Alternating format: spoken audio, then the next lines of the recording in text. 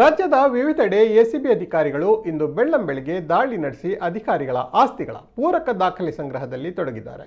ಅಕ್ರಮ ಆಸ್ತಿ ಗಳಿಕೆ ಆರೋಪ ಸಂಬಂಧ 9 ಸರ್ಕಾರಿ ಅಧಿಕಾರಿಗಳ ನಿವಾಸದ ಮೇಲೆ ಭ್ರಷ್ಟಾಚಾರ ನಿಗ್ರಹ ದಳದ ಅಧಿಕಾರಿಗಳು ದಾಳಿಯನ್ನ ನಡೆಸಿದ್ದಾರೆ.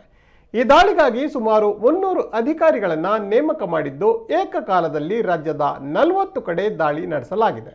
ಅಕ್ರಮ ಆಸ್ತಿ ಗಳಿಕೆ ಸಂಬಂಧ ಮಾಹಿತಿಯನ್ನ ಆಧರಿಸಿ ಬೆಳಗ್ಗೆ ವಿವಿಧ ಜಿಲ್ಲೆಗಳಲ್ಲಿ ದಾಳಿಯನ್ನ ನಡೆಸಲಾಗಿದೆ.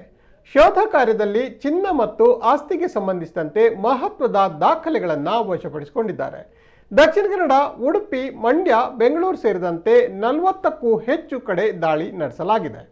ಮಂಗಳೂರಿನ ನಗರಾಭಿವೃದ್ಧಿ ಪ್ರಾಧಿಕಾರದ ಇಂಜಿನಿಯರ್ ಜಿ ಶ್ರೀಧರ್, ಉಡುಪಿಯ ಕರ್ನಾಟಕ ಗ್ರಾಮೀಣಾಭಿವೃದ್ಧಿ ಸಂಸ್ಥೆಯ ಇಂಜಿನಿಯರ್ ಕೃಷ್ಣ, ಕೆಆರ್ಡಿಎಲ್ ಅಧಿಕಾರಿ ಆರ್ಪಿ ಕುಲಕರ್ಣಿ, ಕೋಲಾರದ ಮಾಲೂರು ನಗರಾಭಿವೃದ್ಧಿ ಪ್ರಾಧಿಕಾರ ಸಹಾಯಕ ನಿರ್ದೇಶಕ ಎಚ್ಆರ್ ಕೃಷ್ಣಪ್ಪ, ಮಂಡ್ಯದ ಅರಣ್ಯ ಅಧಿಕಾರಿ ವೆಂಕಟೇಶ್, ವಿಜಯಪುರ ಹೆಸ್ಕಾಂ ಇಂಜಿನಿಯರ್ ಸಿದ್ದರಾಮ ಮಲ್ಲಿಕಾರ್ಜುನ್, ಕೋರಮಂಗಲ ಆರ್ಟಿಒ ಅಧಿಕಾರಿ ಕೃಷ್ಣಮೂರ್ತಿ, ಬಳ್ಳಾರಿ ಎಲೆಕ್ಟ್ರಿಕಲ್ ಇಂಜಿನಿಯರ್ ವಿಜಯಕುಮಾರ್ ಮನೆಗಳ ಮೇಲೆ ದಾಳಿ ಕಾರ್ಯಾಚರಣೆಯನ್ನು ನಡೆಸಲಾಗಿದೆ.